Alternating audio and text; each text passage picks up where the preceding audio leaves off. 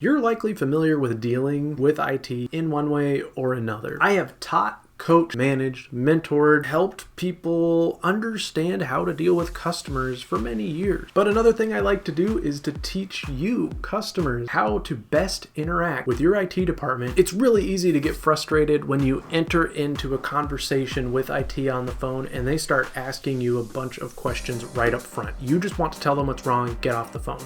But understand that we have to ask these questions. Sometimes, by law, we have to ask these questions. Can I have your name, please? And your email address and a good callback number for you in case we get disconnected. I have had to tell my employees, hey, can you call that person back? Because you didn't get their name. That's why we ask these questions up front. It's easier for people to remember a script, a logical sequence of what to ask. You might work at an organization and know that you're the only person at that organization with that name. But we have a ticketing system with a bunch of people's names in it.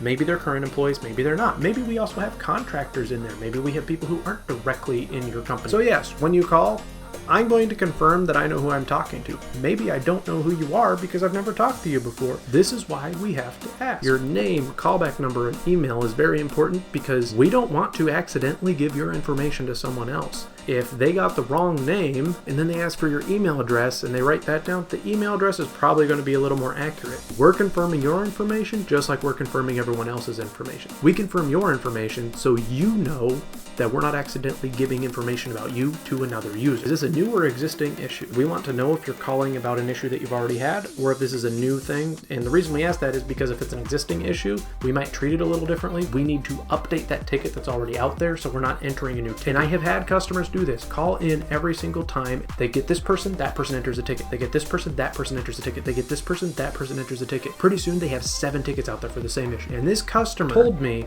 the reason I do that is because the more tickets I get in, the faster help I will get. That is 100% inaccurate. The more tickets you have in, the slower help you will get. Because now 5 of my people are spending time going in 5 different directions. All of them could have been working together on your single issue. You called in 5 different times and said you didn't have an existing issue.